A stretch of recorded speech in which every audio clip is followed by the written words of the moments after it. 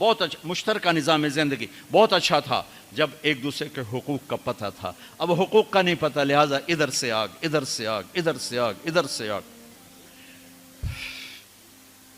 میں سر درد کا مریض ہوں، تھوڑی تھکاوٹ ہو شروع ہو جاتا، فاقہ شروع ہو جاتا، تو میں روزے رکھنے کے لیے مری چلا جاتا ہوں کہ بھئی چلو کوئی ٹھنڈک، روزے کا لمبا ہونا اور ٹھنڈک شاید اس کو کچھ وہ بیلنس کر دیتا ہے، تو میں کچھ 3-4 روزے پھر بھی چھوٹ جاتے ہیں لیکن اکثر پورے ہو جاتے ہیں. تو بھربن میں وہاں ایک جگہ میں ٹھہرتا ہوں، تو عصر کے بعد میں تھوڑا بیان کرتا ہوں معاشرت پر. تو پہلی دفعہ جب میں وہاں ٹھہرا تو 8ویں دن امام مسجد کی بیوی آئی ہمارے پاس، میری بیگم کے پاس، کہ جی بیگم صاحب میں نے آپ کا اور مولانا کا شکریہ ادا کرنا ہے کہ آج میری زندگی کا پہلا ہفتہ ہے میرے خامند نے مجھے مارا نہیں. پہلا ہفتہ امام مسجد، امام مصلی پہ کھڑے ہونے والے، کہا پہلا زندگی کا ہفتہ ہے میرے خامند نے مجھے مارا نہیں، ورنہ میری ہر دوسرے دن پٹائی ہوتی تھی. اور 10ویں دن امام صاحب خود آ گئے، کہا مولانا صاحب ہمیں پتہ ہی نہیں تھا زندگی کیسے گزار، ہمارے جو ماحول میں تھا ہم وہی کر رہے تھے. کہ میرے بہنوئی نے میری بہن کی ایک دفعہ ٹانگ توڑی، ایک دفعہ بازو توڑا، اور عالم دین ہے، عالم دین ہے. ہمیں کسی نے یہ بتایا نہیں تھا، ہم نے زندگی میں پہلی دفعہ یہ باتیں آپ کے منہ سے سنی کہ زندگی کیسے گزار. تو فرحان کی زندگی فتوے سے نہیں چلے گی کہ میں مفتی نعیم کا بیٹا ہوں، یہ تو حسن اخلاق سے چلے گی، میٹھے بول سے چلے گی. میرے نبی حضرت عائشہ کو لقمے بنا کے کھلاتے تھے، کوئی اظہار عشق تھا، اللہ کی قسم اظہار تعلیم تھی. سکھایا کہ زندگی گزارنی کیسے. ان کو آٹا گوندھ کے دیتے تھے، چونکہ ابھی شروع میں ان کو آٹا گوندنا نہیں آتا تھا، تو آٹا گوندھ کے دیتے تھے. اور عرب بڑی بڑی بوٹیاں پکاتے تھے، تو حضرت عائشہ بوٹی اٹھا کے ایسے نوچتیں اور پھر رکھ دیتیں. تو اللہ کے نبی بوٹی اٹھا کر جہاں سے حضرت عائشہ نے نوچا ہوتا تھا وہاں سے نوچ کے دکھا کے کھاتے تھے. میرے رب کی قسم اظہار یہ ہمیں تعلیم دی ہے کہ زندگی کیسے گزاریں. پھر بڑے بڑے پیالے ہوتے تھے پانی پینے کے، چھوٹے گلاس نہیں، چھوٹا گلاس تو بخل کی نشانی، اب تو اور چھوٹے ہو گئے کہ کپ کو گلاس بنا دیا. میرے بچپن میں مجھے یاد ہے اتنا بڑا گلاس ہوتا تھا، اور ڈیرے میں جتنے مہمان ہوتے تھے، کچی سڑکیں ہوتی تھیں، مہمان کوئی ہمارے رشتہ دار یا دوست نہیں، راہگیر مسافر ہوتے تھے، ہر مہمان کو دودھ پلایا جاتا تھا رات کو. چونکہ جانور زیادہ ہوتے تھے تو ہمارا اکرام زیادہ سے زیادہ یہی ہوتا تھا، تو ہم سارے مہمانوں کو دودھ پلاتے تھے. تو ایک مہمان آیا ہمارے دادے کا زمانے کا، چاچا لال.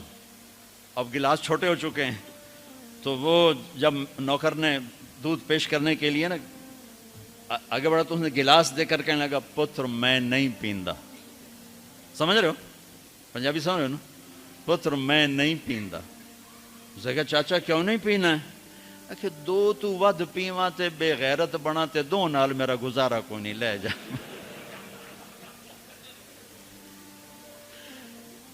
تو بخل کا زمانہ آ گیا، چھوٹی چھوٹی گلاسیں آ گئی. تو بڑے بڑے گلاس ہوتے تھے، تو ہم عائشہ رضی اللہ عنہا پانی پی رہے ہیں، رکھ دیا. میرے نبی اٹھا کر جہاں حضرت عائشہ کے ہونٹ لگے ہوتے تھے وہاں ہونٹ رکھ کے پانی پیتے تھے. صرف تعلیم. جس ہستی نے اللہ کو آنکھوں سے دیکھ لیا ہو اس کو کسی چیز کی رغبت ہو سکتی ہے؟ جنت بھول جائے گی جب اللہ اپنا دیدار کرائیں گے اور پھر پردہ پوشی فرمائیں گے تو کہیں گے یا اللہ جنت نہیں چاہیے، تو چاہیے، بس تجھے دیکھتے رہیں، بیٹھے رہیں تصور جانا کیے ہوئے از لذت دیدارش، خسرو چتواں گفتن سر دادن و جان دادن نادیدہ رخ یارے. امیر خسرو کہہ رہے ہیں کہ یا اللہ بن دیکھے تیرے لیے لوگ سولیوں پہ چڑھ گئے، آروں سے چر گئے، چھروں سے کٹ گئے. بن دیکھے تیرے عشق میں جب تجھے دیکھیں گے تو کیا حال ہوگا. از لذت دیدارش خسرو چتواں گفتن سر دادن و جان دادن نادیدہ رخ یار. تو جس ہستی نے اللہ کو دیکھا ہو ان کے لیے عورتوں کی کیا رغبت ہے. یہ صرف سکھانا. ایک حدیث سنا دے، ما تزوجت وما زوجت الا بوحی من السماء نزل به جبریل. لوگوں میں نے جہاں شادی کی، میں نے جہاں بیٹی دی، پہلے آسمان سے وحی آئی، پھر میں نے قدم اٹھایا. اللہ کی قسم ہمیں سکھانے کے لیے تھا، ہمیں سکھانے کے لیے۔ ہاں سفر سے واپسی ہو رہی ہے، ٹھیک ہے، آپ نے صحابہ سے کہا چلو بھائی تیز ہو جاؤ، وہ سارے تیز ہو گئے، یہاں تک کے نظروں سے غائب ہو گئے، ٹھیک۔ تو اب کون رہ گئے؟ اما عائشہ اور میرے نبی۔ تو اما عائشہ نے ہی میرے نبی نے کہا عائشہ دوڑ لگائیں، دوڑ لگائیں، لگائیں۔ اللہ اکبر، مفتی نعیم کا اتنا بڑا پیٹ، یہ دوڑ لگائے گا بیگم کے ساتھ؟ اور مولانا منظور مینگل کا اس سے بھی بڑا ہو گیا، یہ لگائیں گے؟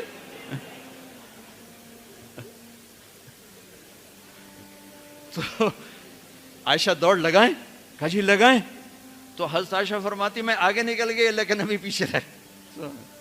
پھر کچھ عرصہ گزر گیا، کئی سال گزر گئے، پھر ایک سفر سے واپسی ہو رہی، آپ نے کہا ہاں بھائی آگے جاؤ، وہ سارے آگے جا گئے، اجل ہو گئے۔ آپ نے کہا عائشہ دوڑ لگائیں، کہا جی لگائیں۔ تو کہا ان دنوں میں موٹی ہو گئی، تبدنت کا لفظ مجھے یاد ہے، کہ میں موٹی ہو گئی تھی۔ تو جب دوڑ لگائی تو اللہ کے نبی آگے نکل گئے، تو آپ نے کہا عائشہ ہذہ بتلک، اب تو میں برابر ہو گئی۔ اللہ کی قسم زندگی سمجھانے کے لیے تھا۔ جہاد کا سفر سارا صحابہ کا قافلہ ہے، جنگ کا زمانہ ہے، دشمن چاروں طرف ہے، اور ہم اما عائشہ رضی اللہ عنہ اونٹ پہ بیٹھیں اور ہاتھ لگایا تو ہار غائب۔ فرمایا میرا تو ہار کوئی نہیں، میں تو نہیں جاؤں گی، میرا ہار ڈھونڈو۔ تو میرے نبی نے نہیں فرمایا چل بیٹھ، اتنے لوگوں کو تو پریشان کرتی ہے، تجھے پتہ نہیں میں نے سبق پڑھانا تو میرے پیچھے پڑ گئی۔ طلبہ میرا انتظار کر رہے ہیں۔ آپ نے کہا بھائی عائشہ کا ہار ڈھونڈو، سب ڈھونڈنے میں لگ گئے۔ شام ہو گئی، سورج چھپ گیا اور ہار نہیں ملا، اور اس کے بعد تلاش بند ہو گئی، اندھیرے میں کہاں ملے گا؟ اب کیا ہوا؟ پانی رات کو عشاء میں ختم ہو گیا، فجر کی نماز کا وقت داخل ہونے والا ہو گیا، اور پانی کوئی نہیں، تیمم کی آیات نہیں اتریں۔ لوگوں نے ابو بکر کو تانے دینے شروع کہ تیری بیٹی کی وجہ سے اب نماز کا کیا بنے گا؟ ابو بکر غصے میں آئے اما عائشہ کے خیمے میں، تو اللہ کے نبی گود میں سر رکھے سو رہے تھے۔ اب آپ تو باپ تھے، تو آ کر اب بول تو سکتے نہیں، اور چہرے سے دوری تیری وجہ سے ہو، اور یہاں پسلی میں ماری انگلی، زور سے انگلی ماری۔ تو کہتے میں ایسے سخت ہو گئی تاکہ میرا بدن حرکت نہ کرے کہ کہیں اللہ کے نبی اٹھ نہ جائیں۔ تو چہرے سے غصے کا اظہار کر کے، اور میرے والد مرحوم جو تھے نا، وہ گالیاں بہت نکالتے تھے، اور ان کی بخشش کا پنجاب کے ذمہ دار کیا تھا۔ جب میں تبلیغ میں لگ گیا تو اب وہ عادت مجھ سے شرماتے تھے، تو جب میں ہوتا تھا نا تو نوکر کو بلا کر اس کو